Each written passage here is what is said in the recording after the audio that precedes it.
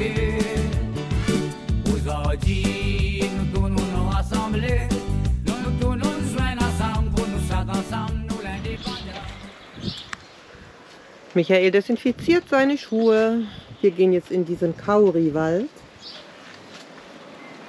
Und da die Pflanzen ja bekanntermaßen gefährdet sind, muss man mit sauberen Schuhen hinein. Und wo sind wir? Im Diggerpark. Gam Diggers Park. Gam scheint also Bernstein zu heißen. Und hier waren riesige Kauribäume, 8 Meter im Durchmesser, 30 Meter im Umfang. Und vor 45.000 Jahren gab es hier einen riesen Zyklon und die Bäume wurden alle gekappt oder sind umgefallen, hier versunken, und aus diesem Harz, was dort rausgelaufen ist, ist Bernstein entstanden. Im Laufe der Jahre, wo das entdeckt wurde und abgebaut wurde hier, wurden bis zu 45.000 Tonnen Bernstein gefunden. Und den Park schauen wir uns jetzt an. Das waren die Behausungen der Bernsteinsucher. Und dass sie die Stiefel, die brauchten die, weil das ja hier alles matschig war. Und die haben dann ganz große Stangen gehabt. Und mit diesen großen Stangen haben sie in den Morast gestoßen, und wenn sie auf etwas Festes gestoßen sind, dann waren das die alten Kauristämme. Und da gab es dann das Bernstein. Und es wurde hier mit solchen Sieben, genau wie beim Goldsuchen, herausgesiebt. Um hier die verbleibenden Bäume noch zu fällen, hat man diese Kettensäge hier benutzt. Schaut euch das mal an, das ist gigantisch. Mit einem Sägeblatt, ich sag mal 1,50 Meter. Und was ist das? Das ist eine industrielle Kaurigam-Waschmaschine. Ah, da hat man das also ausgewaschen. Diese Maschine arbeitete im Nordland Gumfield zwischen 1930 und 1950. So, hier um 1905 wurde am meisten Kaurigam, also Bernstein, exportiert. Über 11.000 Tonnen. Und dann ging das langsam wieder runter. Und hier sieht man natürlich, wie der Preis steigt. Ne? Wenn die Nachfrage oder die Produktion langsam abfällt, ist der Preis sehr stark gestiegen. Da die Arbeitswilligen auch alle Werkzeug benötigt haben, hier im Gum Store konnten sie sich das alles kaufen, was sie benötigt haben. Wie gesagt, sind die mit ihren Suchstangen hier durch das Gelände gegangen. Und wenn sie etwas gefunden haben, dann wurde das hier ausgebuddelt, so wie das hier. Und da unten hat man dann, wenn man Glück hatte, Bernstein gefunden. Hier in den sumpfigen Gegenden konnte es sein, dass das bis zu 5 Meter tief lag. Ja, da musste man ganz schön tief buddeln. Oh, da unten hockt noch einer. Da sind noch ein paar Schuhe. Da ist noch einer. Und da unten, da sitzt noch einer und wartet drauf, dass wieder neues Bernstein kommt. Und der schläft da. Der schläft. Da sieht man ganz deutlich einen alten Kauri-Wurzelstamm. Riesig groß im Durchmesser. So macht man in Neuseeland Urlaub. Mit so einem riesen Camper. Da hinten dran hat er das Auto und an dem Auto hat er noch das Boot dran. Der Hammer. Ein Dock Campground, also ein Campingplatz im Naturreservat, hier direkt am Fluss. Wenn man diesem Fluss folgt, was wir jetzt gerade tun, kommen wir zum Meer. Da sind wir auch schon gleich wieder beim offenen Meer. Das ist hier die Nordostseite.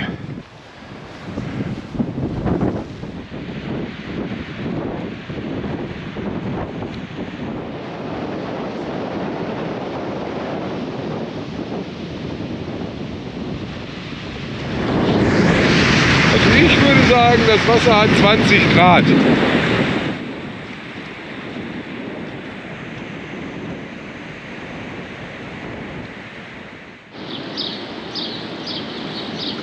In voller Blüte steht der Pohutukawa. so. 23.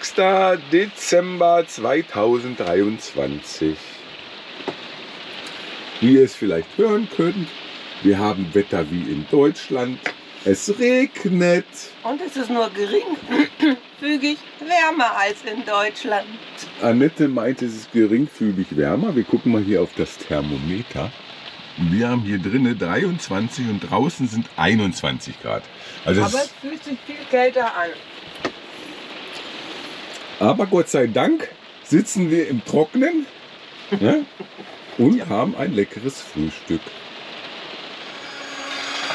Da ja leider die Neuseeländer auch kein Brot backen können, gibt es natürlich auch hier im Wohnmobil in Neuseeland Annettes Spezialbrot. Und da lächelt sie auch immer dabei, weil das ihr richtig Freude macht. Ach so. Der Weihnachtself ist da. Es gibt Weihnachtsteller. Und das hier im fernen Neuseeland. Schaut euch das an.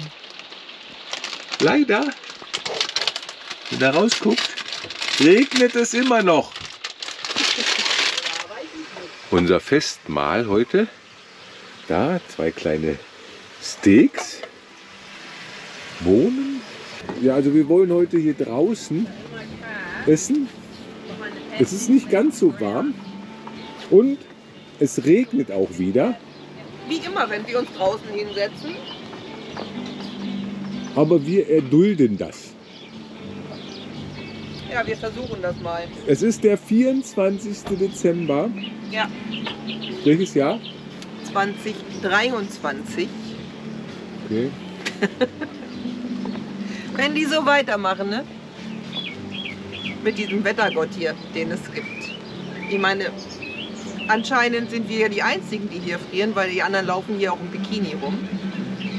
Aber sie sitzt bald irgendwann im Flieger nach Bali oder in die Südsee und gehe wieder ein bisschen segeln. Also irgendwann ist auch mal gut. Jetzt muss mal besser werden. Was willst du denn in der Südsee? Da kommst du doch gerade her. Naja, Schatz, dann auf zu neuen Ufern. es wird ab morgen wird das richtig schön. Ich hoffe. Es ist nicht kalt. Nein, kalt ist es nicht wirklich. Wenn man hier drauf guckt, sieht man das. 23 Grad, glaube ich. Annette, 23 Grad. Ja, aber es regnet andauernd, wenn wir uns raussetzen. Ist doch komisch, oder? Ja. Aber wir haben hier eine Pergola. Eine Markise? Markise, sagt die Annette. Die schützt uns vor den Grüßen. Jetzt ist aber mal gut hier. Aber auch um uns rum regnet es ein bisschen. Da hinten sieht es aber richtig gut aus. Und alle sitzen hier in ihrem Zelt und bereiten irgendwas vor. Hier in Neuseeland ist erst morgen früh Weihnachten. Da kommt nämlich morgens erst das Christkind. Annette, zeig doch mal, wo wir hier sind. Wir sind auf jeden Fall hier am Kap Renga. Die angeblich nördlichste Stelle Neuseelands. Angeblich, weil es gibt noch weiter im Norden noch einige Inseln, die auch noch zu Neuseeland gehören. Das Wetter ist leider nicht so schön, aber wir schauen jetzt mal, ob man das sehen kann. Das ist der Weg jetzt zum Kap und zum Leuchtturm. Da unten soll irgendwo der Leuchtturm sein. Aber wie ihr seht, seht ihr genauso viel wie wir, nämlich nichts. Im Nebel kann man den Leuchtturm erahnen. Oh, das muss eine herrliche Aussicht sein hier normalerweise. Schade. Und wie man sieht, sind wir auch nicht alleine hier.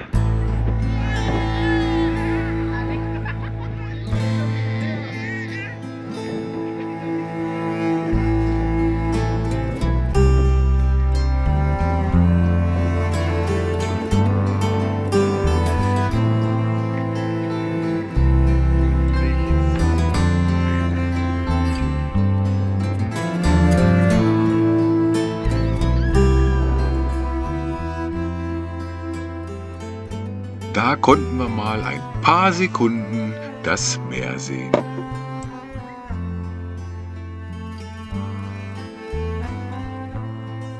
Auf dem Schild kann man sehen, dass es noch fast doppelt so weit zum Südpol ist wie zum Äquator.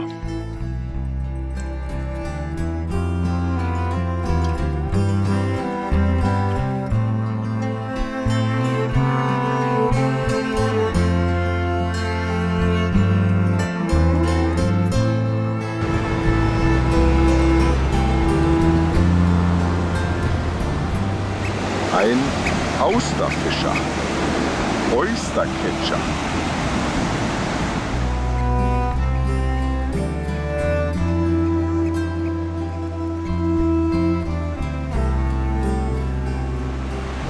So, und es gibt hier sogar ein paar Leute, die im Wasser sind.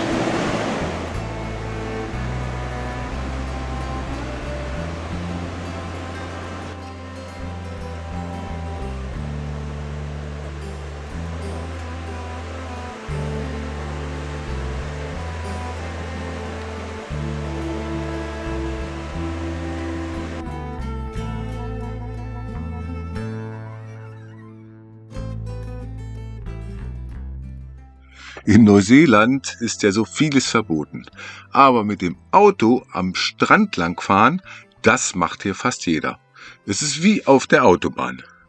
Das müssen wir. Ich wäre gerne auch mit dem Wohnmobil hier mal an den Strand gefahren. Aber leider werde ich wohl damit die Zufahrt hier nicht schaffen. Also wird das hier nichts.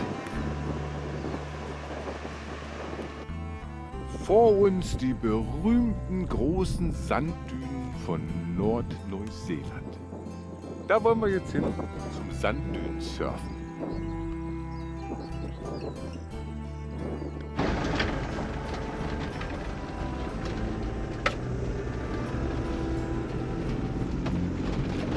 Wir sind auf dem Weg zu den Dünen.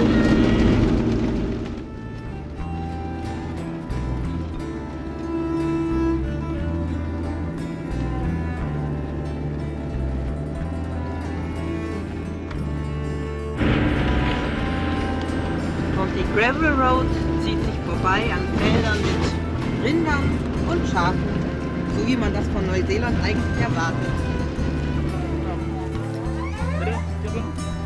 Irgendwo da oben ist jetzt Michael, vermutlich mit dem Board, und es fängt schon wieder an zu regnen.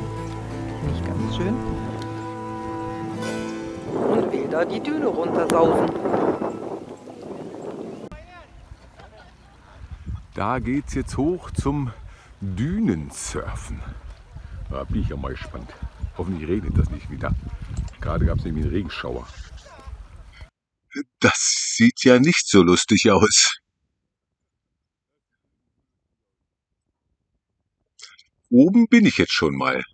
Aber es regnet und der Sand, der klebt überall. Es sind riesige Sanddünen wie in der Sahara. Da muss ich glatt an Manuela und Ralf denken, die gerade in Marokko sind. Oben angekommen, aber das ist ganz schön tief darunter.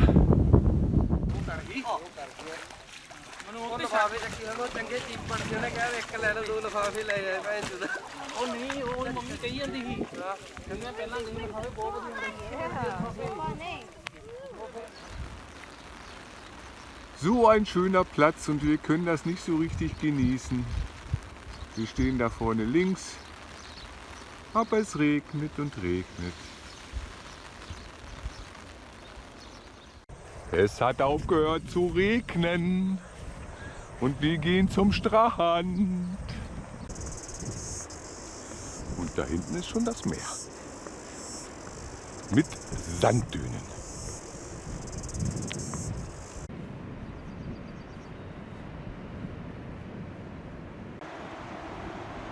Da sind die Wildpferde, die hier sonst am Strand lang galoppieren sollen. Aber wir haben sie gesehen.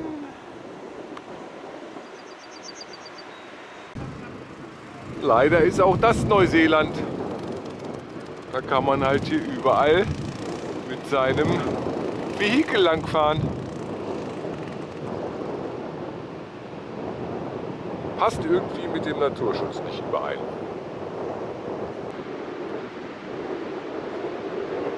Tolle Landschaft. Und das ist der berühmte 90 Miles Beach. Der nicht Gar nicht 90 Meilen hat, sondern ich glaube es ist 64,9 Meilen oder Kilometer? Meilen. Okay. Aber halt ein riesig großer Strand. Der Strand ist auch berühmt dafür, dass man hier also bei Ebbe mit seinem Auto langfahren kann.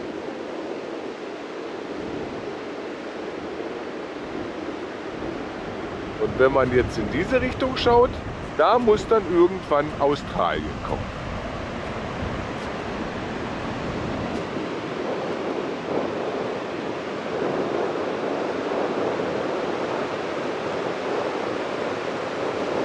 So kann man das auch machen.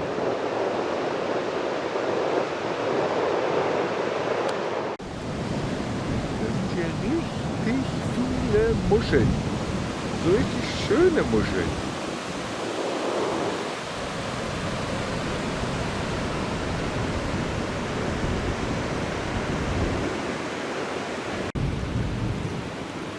So Annette, jetzt sag uns doch mal, wo deine ganzen langen Beine jetzt im Wasser sind. Wie viel Grad hat das Wasser? Zu wenig. Okay. Zu wenig. Also vielleicht sind es 19, weil es ist bestimmt frischer als auf der anderen Seite von Neuseeland. Okay. Also vielleicht sind es 19. Aber schwimmen gehen möchtest du nicht? Nee, und schon gar nicht ohne Sonne. Ich wollte nur duschen gehen.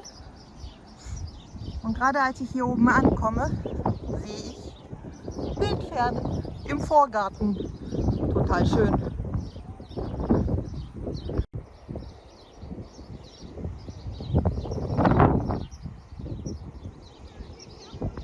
Bitte nicht die Richtung ändern.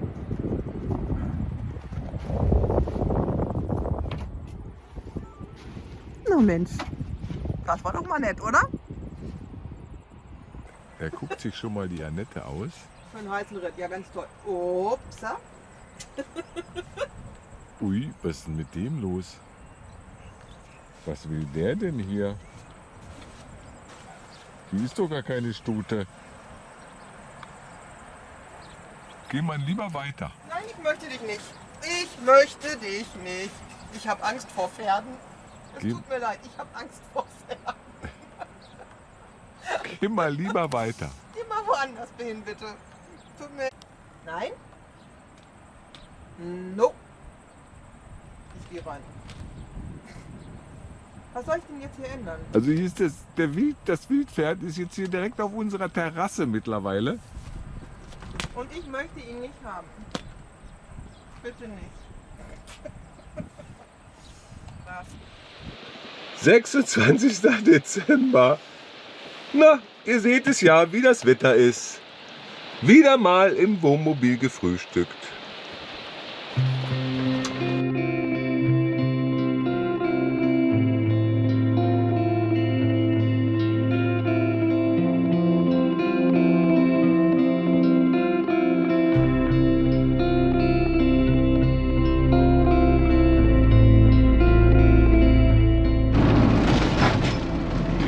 Trucker Lady bei der Arbeit.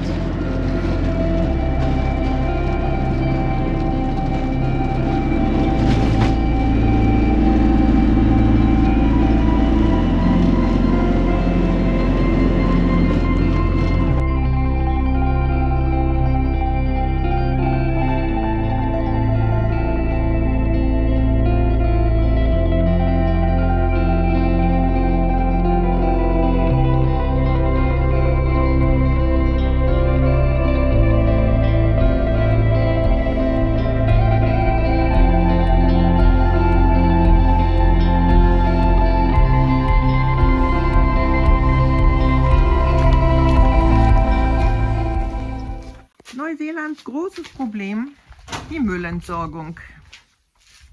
Wir haben endlich einen Platz gefunden, wo wir unseren Müll, unsere Glasflaschen, Plastikflaschen und alles Mögliche entsorgen können.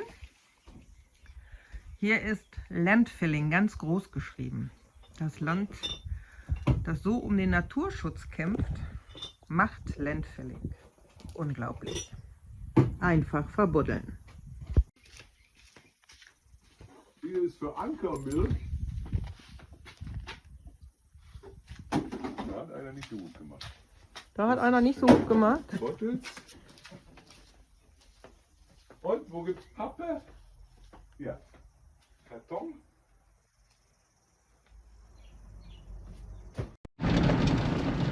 Wir sind beim Fähranleger und da stehen sogar ein paar Autos. Also besteht die Hoffnung, dass wir mitgenommen werden können, ne? Ja.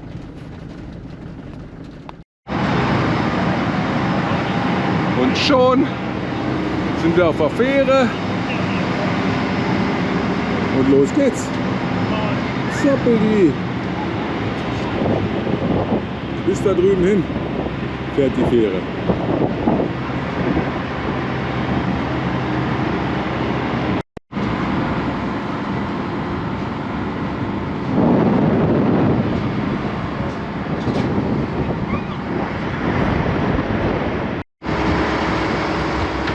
Von da oben kommen wir runter und sind jetzt momentan hier auf der Fähre hier und fahren jetzt für heute Abend hier zu den runden Steinen, Koutou Boulders.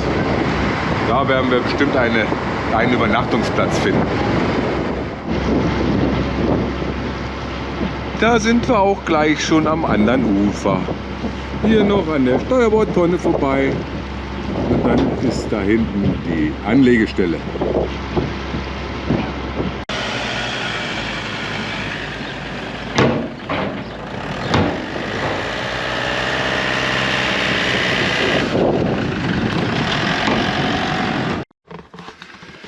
Wir haben unseren Platz für heute gefunden und die Annette, die ist gleich schon wieder aktiv fürs Abendbrot, weil sie schon wieder so viel Hunger hat.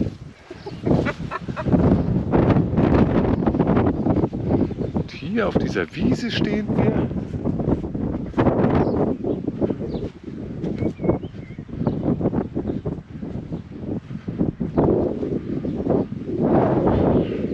Heute mal mit dem Rücken zur Sonne und somit auch zum Wind, weil wir wollen nämlich im Windschatten sitzen. Ja, wie es so ist, auch beim Wohnmobilfahren ist nicht alles Friede, Freude, Eierkuchen. Die ersten Reparaturen stehen an, weil nämlich hier diese Verriegelung rausgerissen ist. Da hat der Michael was zu tun.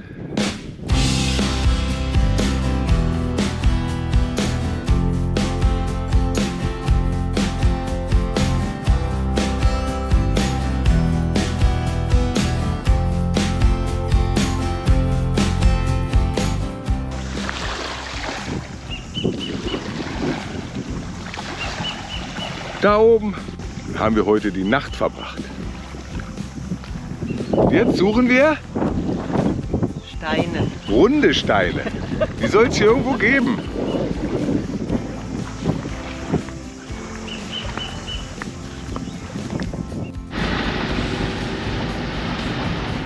Auf dem Weg nach Russell, die ehemalige Hauptstadt von Neuseeland, fährt die Annette mit uns durch den Urwald.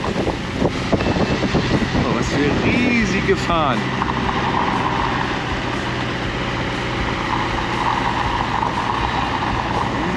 Wie in einer Fantasiewelt. Und da geht sie ganz schön hoch.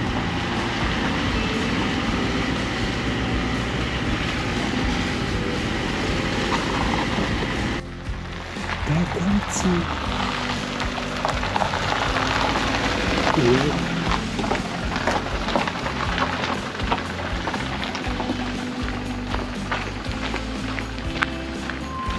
Schön, dass ihr auf mich wartet. Camping vom Feinsten. Die Neuseeländer sind rausgelassen aus Auckland.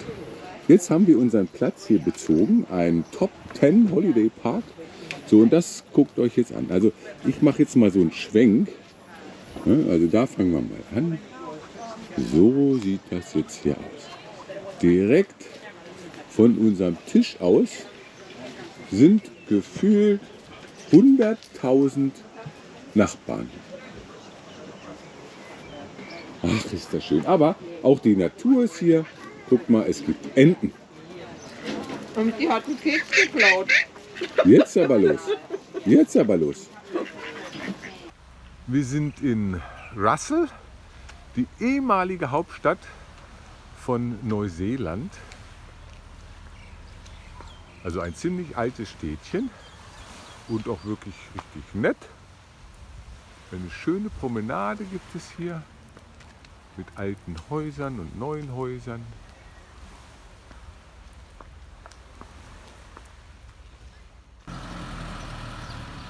Russell am frühen Morgen und ohne Regen. Richtig hübscher Ort und so früh morgens ist auch noch nicht viel los. Aber das Schöne ist ja, dass es aufgehört hat zu regnen, nachdem es die ganze Nacht geschüttet hat.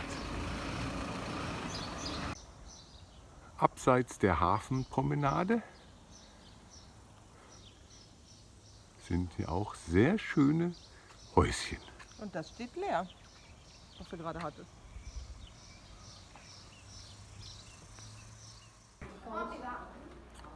Ein Modell der Endeavour mit der James Cook 1769 hier in der Bay of Island gelegen hat. Und was haben sie als erstes gemacht? Haben natürlich erstmal auf die Maori geschossen. Und dann haben sie versucht, sich mit denen zu verständigen.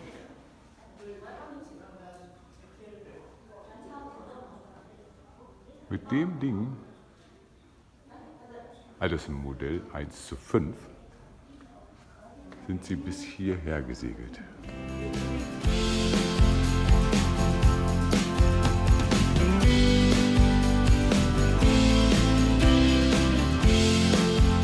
Ja, wir sind beim französischen Café hier in Russell und guckt euch an, was es gibt hier. Croissants und ein richtig leckerer Cappuccino.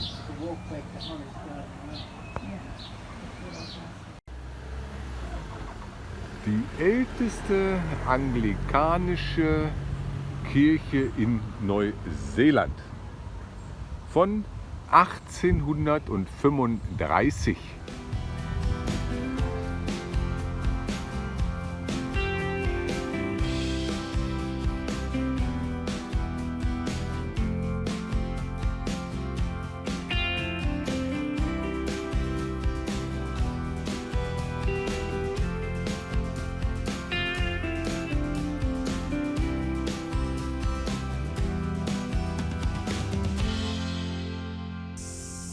Ich bin auf dem Flagstaff Hill mit Blick über die Bay of Island.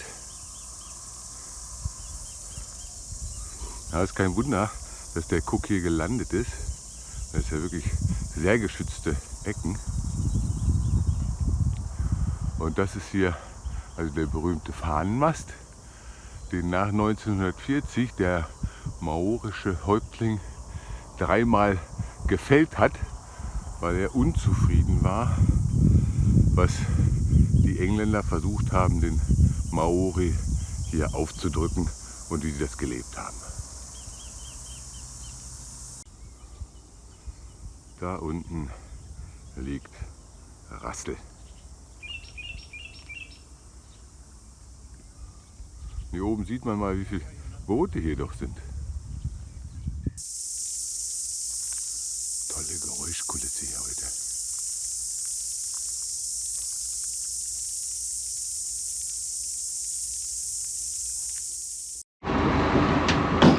Wir fahren schon wieder Fähre. Diesmal fahren wir da drüben in den Yachthafen, wo auch die Merla liegt.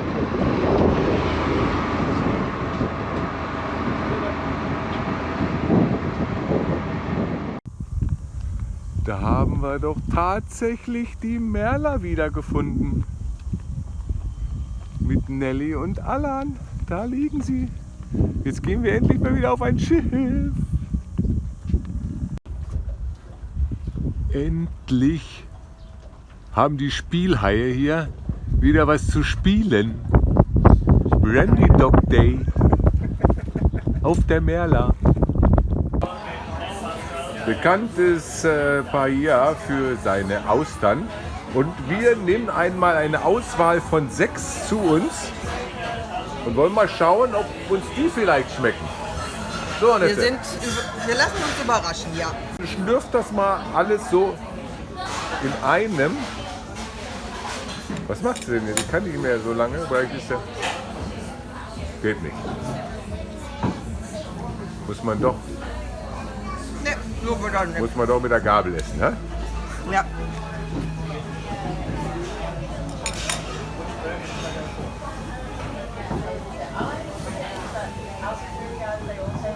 Was denn du? Ich bin noch hin und her gerissen. Ausspucken? Aber nicht schlecht. Nee, ausspucken gibt's nicht. Ah, sehr gut. Dann hätte ich auch eine. Wir haben zu Silvester ein Pauschalangebot gebucht in der Otihai Bay.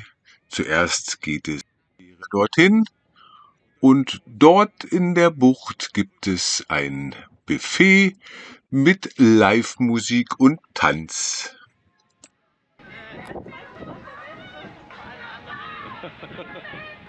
If you are returning with us later this evening, the departure time from the island is at 10:30.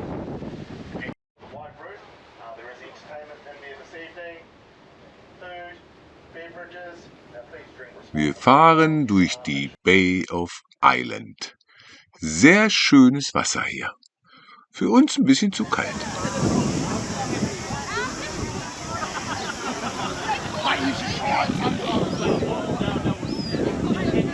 Unser Silvester-Event.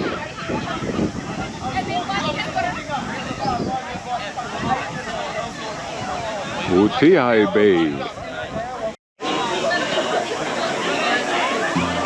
Wir sitzen mit 2 Neuseeländern am Tisch, die hier eine Rinderfarm haben. I've seen a lot of change, been through a lot of pain. Some things are not the same as they were a year ago, but all will be okay. I move on each and every day. The past is where it stays, way back a year ago. I've changed for the better this time. I thought I would never be fine. I strive just to say I'm alright, and for the first time in a long time I'm alright. I've seen a lot of change, been through a lot of pain. Some things are not the same as they were a year ago, but all will be okay. I move on each and every day. The past is where it stays, way back a year ago.